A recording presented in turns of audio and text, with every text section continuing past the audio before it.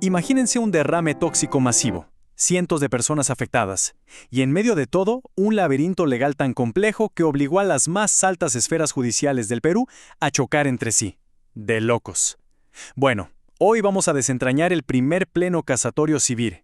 Este es un caso fascinante que realmente puso a prueba si el sistema podía equilibrar una crisis ambiental enorme con las, a veces, muy intrincadas reglas del derecho procesal. Comencemos. Para entender este fallo histórico, vamos a recorrer rápidamente el origen de todo con el derrame de mercurio, el pleno casatorio en sí, el intenso debate sobre la transacción extrajudicial, la decisión final de la Corte y, claro, las críticas que le llovieron después. Así que, arranquemos con la primera parte. El derrame de mercurio del año 2000, el incidente de Yanacocha. Todo empieza en junio del 2000. Un camión de la minera Yanacocha derrama mercurio en la localidad de Choropampa. Fue un desastre ambiental terrible. Para septiembre y noviembre, la empresa ya estaba buscando resoluciones rápidas, firmando acuerdos y adendas extrajudiciales con los pobladores afectados para, digamos, calmar las aguas. Pero adivinen qué, este intento de solución rápida terminó detonando una bomba legal que explotó en la Corte Suprema 7 años después, en diciembre de 2007. El verdadero caos jurídico arranca cuando los afectados, como Giovanna Angélica Quirós Villati, que firmó los acuerdos por ella misma y por sus 3 hijos menores, dijeron: un momento, habían firmado esos papeles, sí, pero luego acudieron ante un juez a exigir una indemnización real. Su argumento era bastante lógico. Esos contratos privados iniciales no tenían por qué cerrarles la puerta del juzgado para buscar una compensación justa. Pasemos al punto 2, el primer pleno casatorio, estableciendo certeza jurídica. Fíjense en esto. A fines de 2007 se convoca este fallo histórico, el primerísimo pleno casatorio en la historia civil del Perú. El objetivo, poner freno al desorden. Teníamos a los jueces más altos del país resolviendo casos idénticos de formas salvajemente contradictorias. El sistema necesitaba desesperadamente una voz unificada, una regla clara, porque de lo contrario toda la predictibilidad judicial se iba a ir a pique. Y aquí llegamos al meollo del asunto. La sección 3, el debate de la transacción, un verdadero choque de trenes procesal. A ver, la figura legal que literalmente partió a la Corte Suprema en dos es lo que llamamos transacción extrajudicial. En palabras sencillas, y según el Código Civil, es un contrato privado. Las partes ceden un poco cada una, llegan a un trato y se evitan un juicio. El gran debate aquí era súper técnico, pero con consecuencias inmensas. ¿Tiene este papel privado el superpoder de frenar en seco una demanda que ya está en tribunales? La contradicción era tremenda. Imagínense esto. De un lado, la Sala Civil Transitoria decía no, para nada. Un acuerdo extrajudicial no puede bloquear un juicio así en automático. Exigían que un juez lo revisara primero para evitar abusos. Pero del otro lado, la Sala Civil Permanente decía exactamente lo contrario. Para ellos, ese contrato era un escudo absoluto. Tenía peso de cosa juzgada y aniquilaba cualquier demanda de forma inmediata. Un enredo total, ¿verdad? Así llegamos a la sección 4, la decisión de la Corte y el precedente vinculante. Con la casa dividida, los magistrados tenían que responder a la gran pregunta: ¿puede de verdad un simple acuerdo extrajudicial frenar un juicio? En la vida real, la duda era: ¿podía la minera sacar de la manga estos acuerdos, firmados años atrás en condiciones, digamos, bastante asimétricas, y usarlos como escudo automático para que los jueces desecharan las demandas de las víctimas?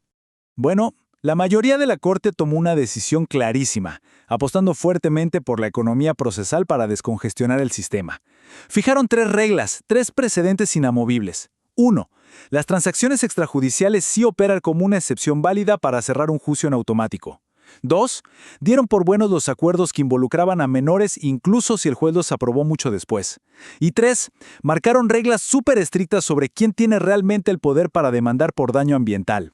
Haciendo un poco de zoom en ese último punto, que es bastante delicado, la Corte decidió de forma unánime que, leyendo el artículo 82 del Código Procesal Civil, una persona natural no tiene facultad para pedir indemnizaciones por el daño ecológico general. Esos reclamos sobre intereses difusos quedaron reservados estrictamente para municipios o ciertas instituciones. O sea, en la práctica, si eras un ciudadano que vivía y respiraba en la zona afectada, no tenías el poder de exigir reparaciones por el daño al ecosistema como tal. Fuerte. Y sobre el tema de los menores de edad, la decisión también levantó muchísimo polvo. La Corte determinó que las transacciones firmadas por los padres eran totalmente válidas a pesar de una irregularidad gigante. La autorización judicial Esa que la ley exige expresamente para proteger a los niños, se consiguió un año entero después de haber firmado el acuerdo con la minera. La Corte concluyó que esa autorización, o bueno, mejor dicho, establecieron que el retraso en el permiso del juez no le quitaba validez legal al acuerdo. Lo cual nos lleva directo a nuestra última sección, las críticas a la sentencia y la fuerte reacción académica. Porque claro, casi de inmediato surgieron voces muy críticas. La jurista Marcela Riola Espino, por ejemplo, fue directo al grano. Criticó que la Corte pasara por alto normas que son imperativas, hechas precisamente para proteger a los más débiles. Ella dice que el derecho de familia es inquebrantable. Los padres necesitan obligatoriamente permiso de un juez antes de negociar los derechos de sus hijos. Si firma sin esa autorización previa, bajo un análisis técnico riguroso, esas transacciones son o deberían ser completamente nulas. Por otro lado, el profesor Víctor Roberto Bando Blanco apuntó a una falla más conceptual.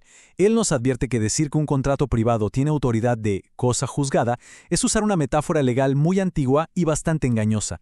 Un acuerdo entre partes, muchas veces firmado en condiciones de total desigualdad, jamás va a tener la misma pureza y certeza que da la sentencia de un juez.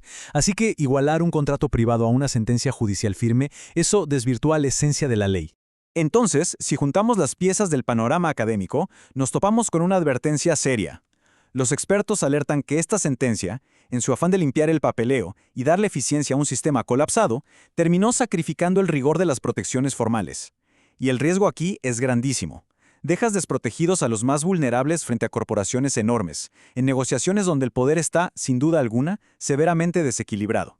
Lo que nos deja con una pregunta ineludible para cerrar nuestro análisis de hoy. ¿Debería la eficiencia de los tribunales pasar por encima de las protecciones estrictas del derecho? Especialmente cuando hablamos de un desastre ambiental masivo y de los derechos de niños y niñas. Es una reflexión profunda que nos invita a pensar cuál es el verdadero precio de la predictibilidad legal y si ser rápidos es realmente sinónimo de hacer justicia. Ha sido un gusto desentrañar todo esto. Nos vemos en el próximo análisis.